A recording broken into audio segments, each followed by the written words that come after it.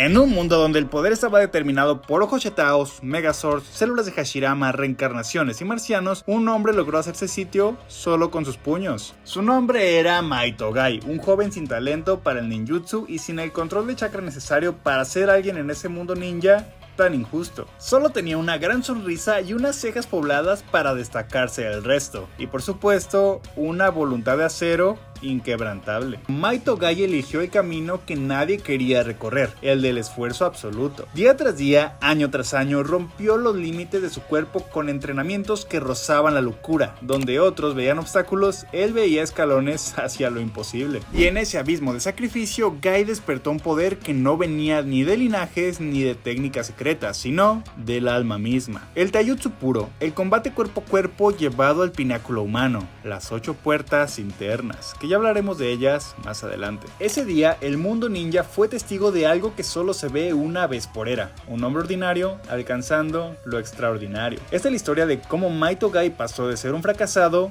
a una leyenda viviente. En la aldea oculta de la hoja nació un niño cuyo corazón ardía más que el fuego mismo. Desde sus primeros pasos, su espíritu desbordaba una energía inquebrantable, una pasión casi absurda por el poder de la juventud. Era el eco de un legado, la viva llama heredada de su padre, el olvidado guerrero conocido como Maito Dai. Un hombre que muchos pronunciaban entre risas y susurros, le llamaban el Eterno Genin. No poseía talento ni para el ninjutsu ni el genjutsu. Era un hombre que se aferraba solo al taijutsu, el arte del cuerpo y la voluntad. Para su generación, solo era un chiste. Sin embargo, ocultaba un poder que muy pocos imaginaban, y aún así su corazón era más grande, guiado por una fe inquebrantable en la juventud y un profundo deseo de proteger lo que amaba. Un día, esa llama pasó al corazón de su hijo. Gai fue testigo de la burla cruel que otros lanzaban sobre su padre. Su alma se incendió en furia y aunque era pequeño, se lanzó a defender el honor que el mundo se empeñaba en pisotear. Pero la juventud sin disciplina ni fuerza es solo una chispa y en consecuencia cayó golpeado y humillado. Intenté proteger lo que me enseñaste, pero no entiendo cómo se puede ganar solo creyendo. Esas fueron las palabras de Gai al encontrarse con su padre. Entonces Dai le respondió que la verdadera victoria no es destruir a tu oponente, sino lograr proteger aquello que quieres. Porque cuando proteges aquello que amas es donde de verdad florece el poder de la juventud. Tales palabras lo inspiraron tanto que desde ese día Gai vivió por y para el entrenamiento, todo para ser aceptado en la academia, ya que había sido rechazado. Dobló su cuerpo a voluntad, rompió sus límites día y noche, como si el mundo dependiera de ello. Deseaba que su fortaleza, el taijutsu, brillara con tanto poder que sus debilidades jamás fueran vistas, ya que desgraciadamente había heredado la misma condición de su padre, no podía manipular el chakra para utilizar el genjutsu ni el ninjutsu, y todo parecía indicar que en el futuro correría con el mismo destino de su padre, de ser el Eterno Genin y la burla de todos. Cuando Gai es rechazado de la academia, se encuentra con el papá de Kakashi, quien al querer presentar a los niños se entera de una manera muy chistosa que Gai había sido rechazado, ya que Kakashi le dice a su padre que ese niño no había pasado el examen, ya que ni siquiera podía utilizar ninjutsu, por lo que no fue aceptado en la academia. Al pasar a un lado de ellos, Gai se voltea y le pregunta si él es Kakashi Hatake y procede a darle las gracias por el apoyo. Sakumo le dice a Kakashi que no se confíe solo porque ingresó a la academia y le dice que ese niño algún día iba a ser mucho más fuerte que él. Esto lo deduce porque ve las manos y los pies del niño que estaban curtidas de tanto entrenar. Sakumo le dice a Kakashi que le pregunte el nombre al niño, ya que algún día será un gran rival. Kakashi se lo pregunta y el niño le responde que se llama Maito Gai y de manera muy alegre le dice que algún día será el hombre más fuerte de todos. Esto es un gran punto de inflexión para él, debido a que ahora no solo contaba con su propio apoyo, sino que también era reconocido por uno de los niños más importantes de su época. Para Gai, él mismo siempre fue alguien débil, debido a que Kakashi siempre lo superaba en todo. A nivel de combate siempre perdía, en nivel de intelecto también, hasta hablando de miembros masculinos, si sabes a lo que me refiero. Lo superaba por mucho, pues el de Gai era del tamaño de una bellota y el de Kakashi del tamaño del árbol que había caído esa bellota, además de que le ganó en los exámenes Chunin. Ok, entonces haciendo un recuento general, Gai era considerado un fracasado por 4 motivos. No tenía un buen control de chakra como para usar ninjutsu y genjutsu. Era el hijo del Eterno Genin y la burla de la aldea, por lo que se esperaba tuviera el mismo destino. No fue aceptado en la academia en varias ocasiones, por lo que en definitiva era un fracasado, porque fracasó en ingresar a la academia. Y por último, siempre estuvo a la sombra de Kakashi, por lo que parecía ser menos de lo que realmente era.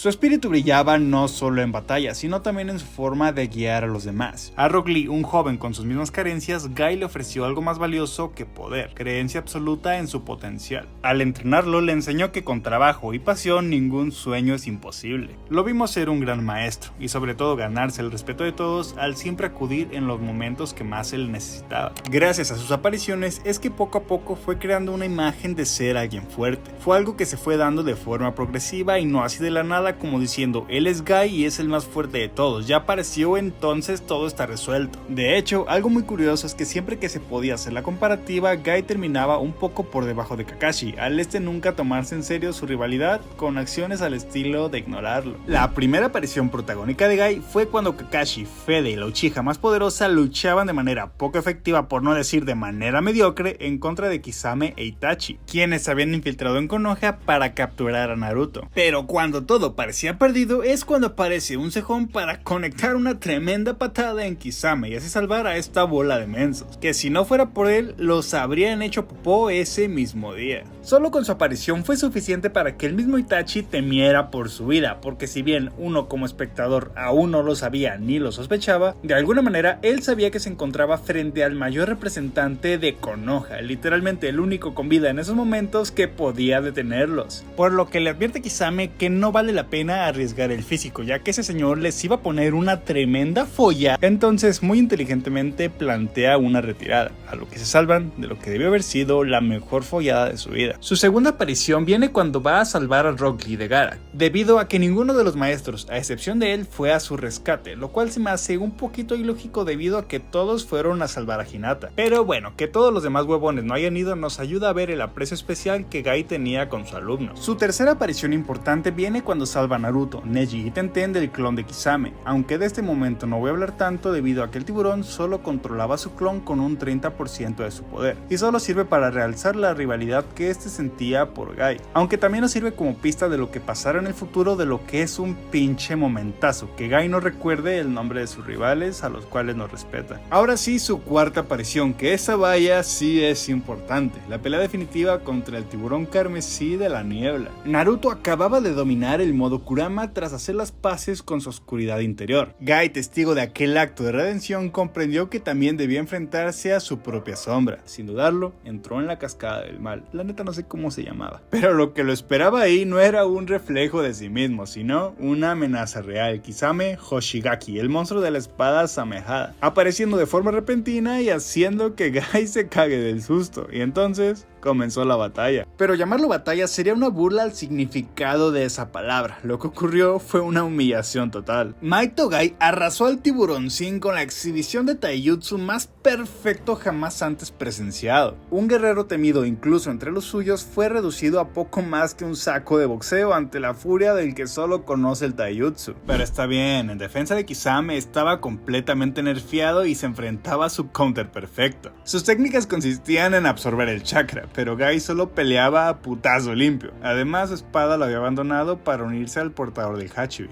Al final del combate, cuando Guy utiliza las 7 puertas del dolor, su técnica final cayó sobre Kisame con una fuerza descomunal.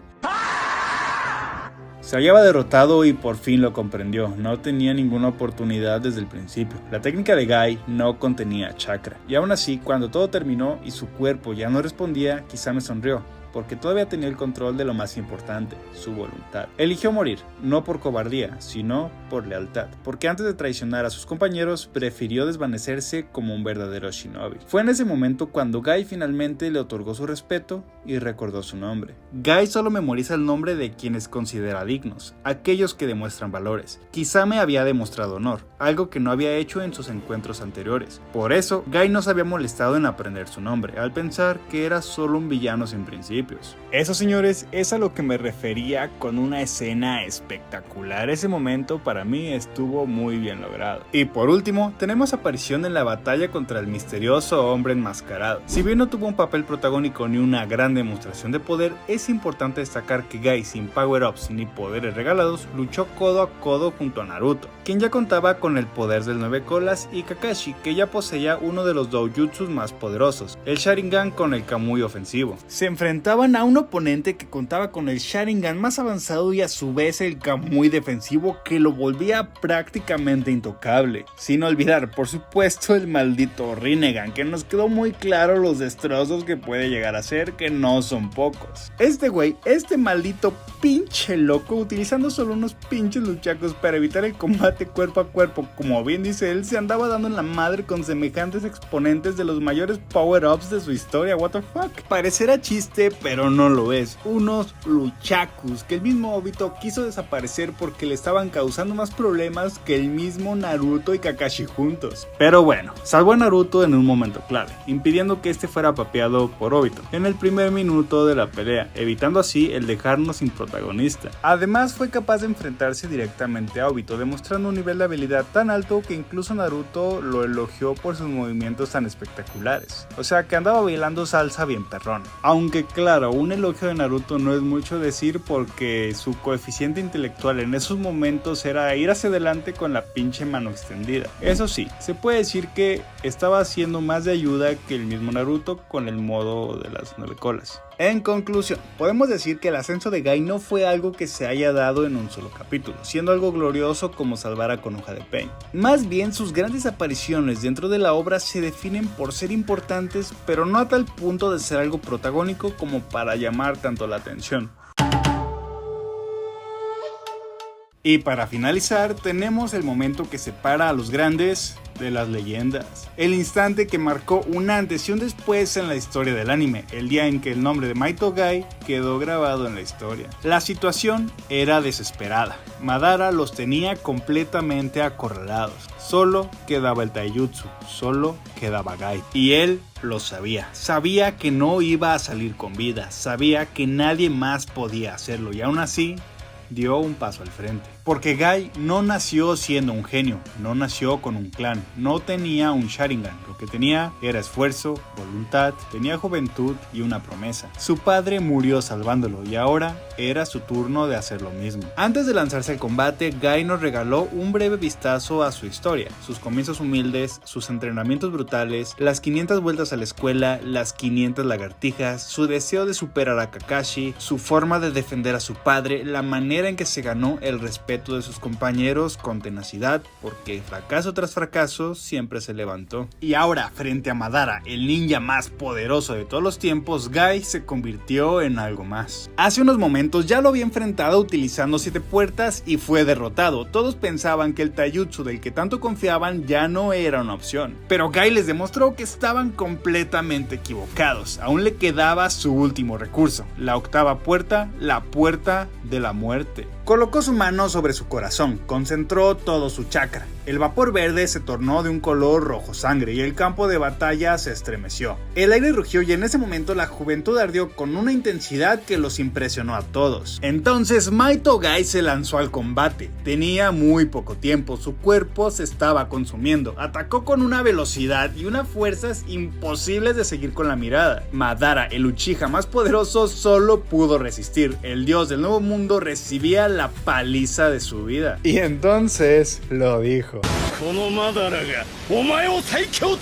Guy, el del peinado ridículo, el de las cejas pobladas, el que nadie tomaba en serio, ese día se convirtió en historia. El villano más poderoso del anime en esos momentos, con todos los power-ups posibles, fue humillado por un hombre que solo creía en el trabajo duro. Ese fue el momento en que Guy se elevó. Ya no era solo el rival de Kakashi, era el hombre que se atrevió a desafiar a alguien con el poder de un dios. Esta fue una historia escrita con sudor, sangre y obstinación. Una leyenda que nos recuerda algo esencial. No se trata de llegar más rápido, se trata de no detenerse nunca. Y así, casi sin vida, Maito Guy pasó su legado a la siguiente generación, convertido en un héroe y una leyenda.